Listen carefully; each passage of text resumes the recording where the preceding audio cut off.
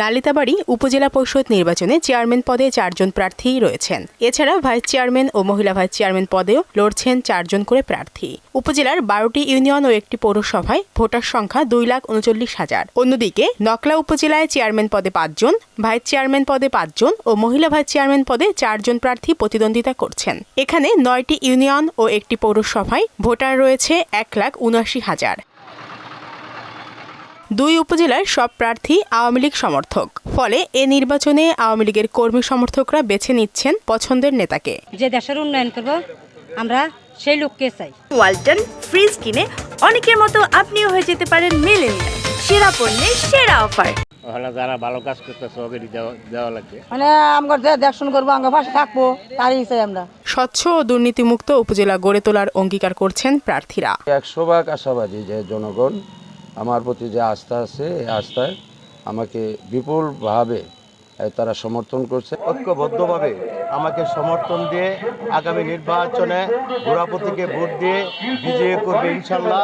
আমি শতভাগ আশাবাদী। আমি মহিলা ভাইস চেয়ারম্যান প্রার্থী, সেই নির্বাচনে আমি সকলের কাছেই আমি দোয়া চাই।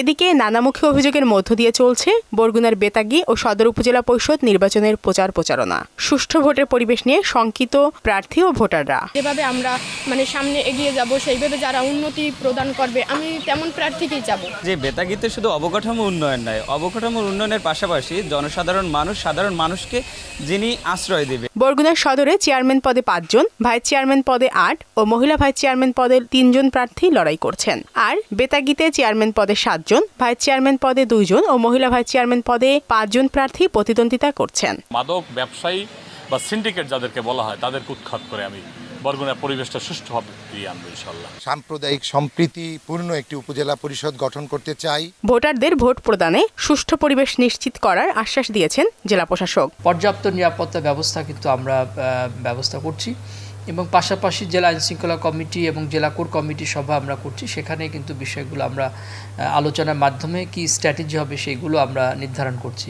আগামী 21 মে দ্বিতীয় ধাপে অনুষ্ঠিত হবে উপজেলা পরিষদ নির্বাচন। শারমিন স্বর্ণা, মোহনা সংবাদ।